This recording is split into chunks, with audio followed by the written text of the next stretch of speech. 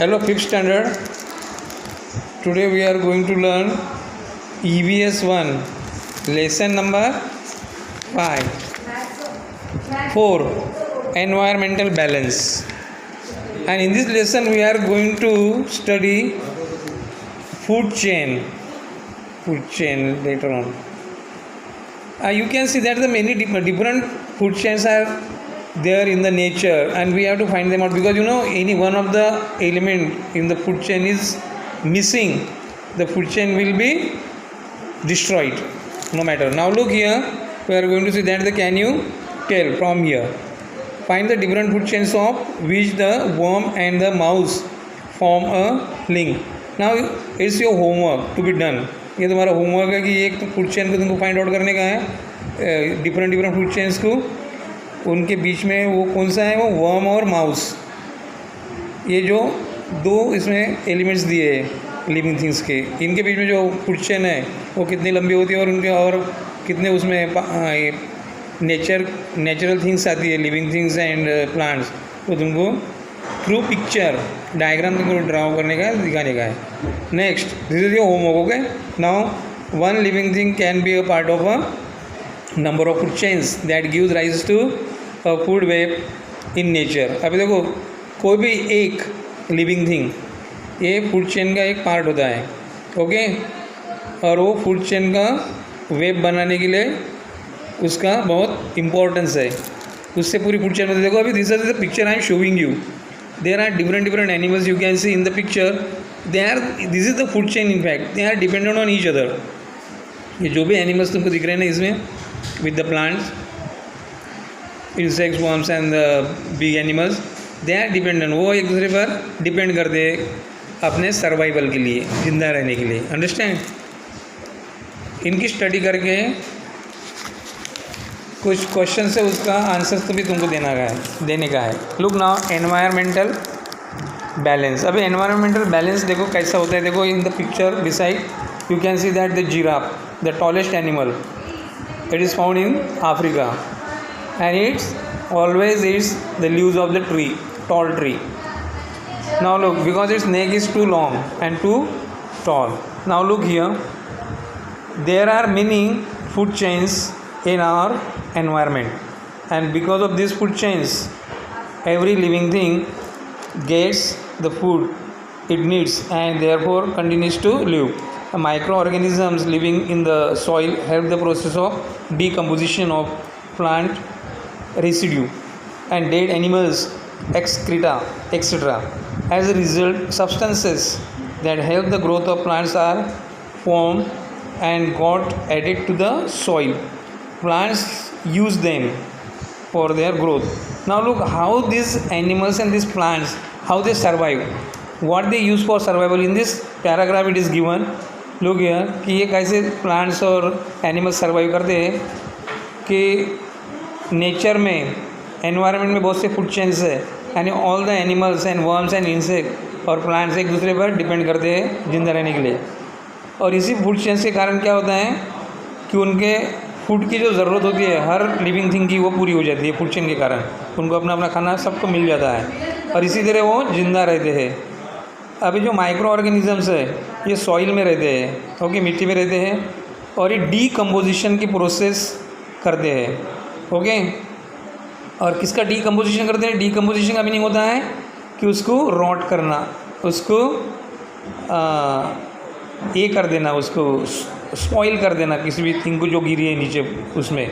जैसा कि plant residue, plant residue का मतलब होता है कि प्लांट का जो भी रॉटन पार्ट है, यानी प्लांट्स, वो जो लीव्स हैं प्लांट्स के, वो गिर जाते हैं नीचे ज़मीन में और कुछ दिनों के बाद में वो सड़ जाते हैं, तो उसको बोलते हैं प्लांट रेसिड्यू।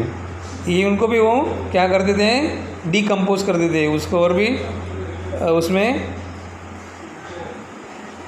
उसको स्पॉइल कर देते हैं। उसी तरह से डेड एनिमल्स का वैसे होता है, वो भी डीकम्पोज हो जाते हैं। एक्सक्रीटा यानी इनका मलमूत्र जो भी होता है एनिमल्स का। और इसी कारण ये जो सब्सटेंसेस है, ये जो प्लांट्स को बढ़ाने में मदद करते हैं, जो भी हमने अभी देखा है, एक्सक्रीटा और डेड एनिमल्स और वो रेसिड्यू, प्लांट्स रेसिड्यू, ये जो भी है लीव्स रेसिड्यू, वो सब के सब क्या है, इनका एक प्रकार से मैन्योर होता है इन प्लांट्स का, इससे कारण वो बढ़ते रहते हैं।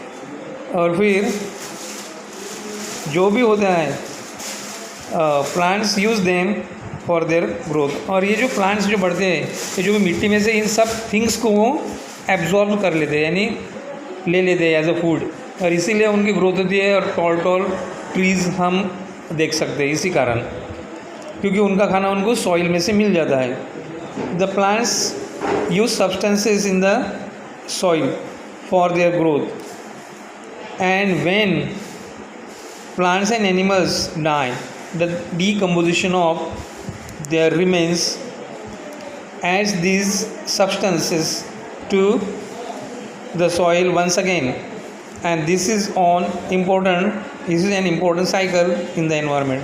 अभी क्या होता है, जो भी प्लांट्स जो भी ग्रोथ होती है ये प्लांट्स की, ये किससे होती है कि जो भी सॉइल में जो भी सब्सटेंसेस मिल जाते हैं, वो एनिमल्स का, डेड एनिमल्स का रिमेन्स हो, यानी इनके अवशेष हो डेड एनिमल्स के, या फिर सड़े हुए ये जो पत्ते हैं ना ट्रीज़ के, एकदम डिकम्पोज हुए यानी एकदम स्पॉइल हो गए, वो रहे, तो वो सब सॉइल इसमें से क्या करते हैं, वो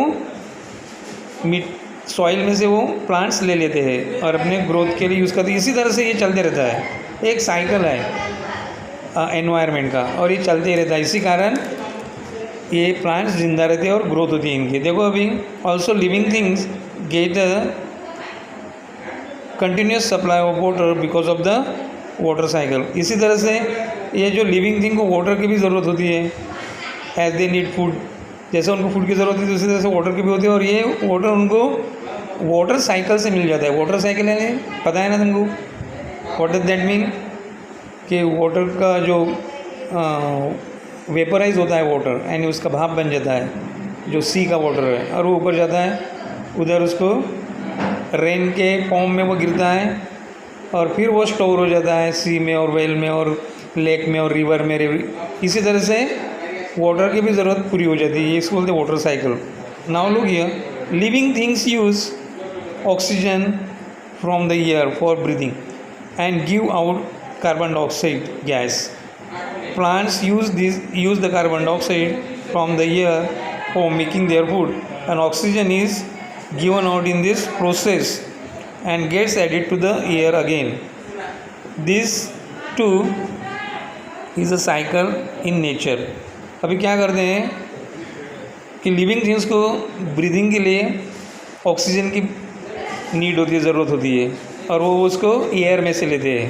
ओके, और ये एयर में कहाँ से मिलती है, क्योंकि जो प्लांट्स है वो उसको हवा में छोड़ते हैं, एयर में छोड़ते हैं, क्योंकि जब वो कार्बन डाइऑक्साइड, क्योंकि जब ये एनिमल्स ऑक्सीजन लेते हैं, ब्रीथिंग करते हैं अपने शरीर में, और कार्बन डाइऑक्साइड बाहर छोड़ते हैं, और जो कार्बन डाइऑक्साइड ये लिविंग थिंग्स बाहर छोड़ते हैं, ये प्लांट्स उनका फूड बनाने के लिए इसका यूज़ करते हैं, इससे वो फूड बनाते हैं, और इस प्रोसेस में वो ऑक्सीजन बाहर छोड़ते हैं, और जो ऑक्सीजन पूरे एयर में मिक्सअप हो जाती है, और वही ऑक्सीजन फिर सब लिविंग थिंग्स को ब्रीथिंग के लिए यूज़ होती है, और वो जिंदा रहते हैं। नाउ लुक हियर, और ये भी क्या है, एक साइकिल, ये चलती रहती है, नेवर एंडिंग प्रोसेस। तो देखो, there are several other cycles in nature, this there is interaction amongst living things and between living and non living things in nature. The interaction is on continuously, go on continuously. This helps to maintain the food chains in the environment. When the various cycles in the environment go on uninterrupted, an environmental balance gets maintained। तो क्या होता है, देखो अभी जिसमें दिया है कि ऐसे सेवरल चेन्स है, साइकिल्स है नेचर में, जैसा हमने वाटर साइकिल देखा, फूड चेन यानी फूड साइकिल भी देखी, इस तरह से बहुत से साइकिल्स इसमें, जिसके कारण ये प्लैनेट अर्थ पर लिविंग थिंग्स है और वो जिंदा रहते हैं। देखो अभी, और इसी कारण इसका बैलेंस भी बना रहता है। लिविंग थिंग और नॉन लिविंग थिंग के बीच का जो इंटरेक्शन है ना, इस साइकिल के थ्रू चलते रहता है। और इसके कारण ये बैलेंस जो है, फूड चेन का बैलेंस एनवायरनमेंट में बना रहता है। और क्या होता है कि ये जो वेरियस साइकिल्स है एनवायरनमेंट में, ये भी चलती रहती है uninterrupted. Uninterrupted means without disturbing, without stopping. इसको कोई स्टॉप नहीं है, ये चलती रहती है। और ये जो एनवायरनमेंट का बैलेंस है इस तरह से मेंटेन होते रहता है। देखो ये सब कितने इम्पोर्टेंट एलिमेंट्स है नेचर के, जिसके कारण हम सभी लोग जिंदा भी हैं। उसी तरह से एनिमल्स और प्लांट्स और जो भी वाटर साइकिल और फूड साइकिल जो भी दिखते हैं हमारे इसमें, वो सब चालू है। अब देखो कुछ पॉइंट्स है व्हाट वी हैव लर्न। अब इस लेसन में हमने क्या क्या पढ़ा है, इसके कुछ पॉइंट्स के थ्रू हम देखेंगे। There are innumerable types of living things on the earth. सबसे पहले कि इनन्यूमरेबल मीन्स मेनी, अनकाउंटेबल, कि बहुत सारे लिविंग थिंग्स ये प्लैनेट अर्थ पे है जिनको हम काउंट भी नहीं कर सकते। अभी देखो there is interaction between living and non living things in the environment. अब इनके बीच में नॉन लिविंग और लिविंग थिंग के बीच में इंटरेक्शन मीन्स एक प्रकार का कन्वर्सेशन, एक तरह से एक दूसरे से वार्तालाप जो होते हैं ना, उसको बोलते हैं। तो वो एनवायरनमेंट में है ये लिविंग थिंग्स के बीच में। नेक्स्ट पॉइंट है different kinds of animals, plants and micro organisms are found in different regions of the earth. तो उसी तरह से क्या होता है कि different animals, different plants and micro organisms also, ये डिफरेंट पार्ट में मिलते हैं, अर्थ के डिफरेंट रीजन में मिलते हैं।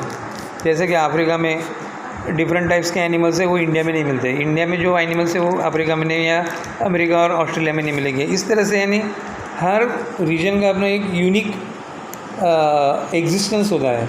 अभी देखो the water cycle, various other cycles and food chains in nature help to maintain the balance in the environment, and this balance has been maintained for thousands of years.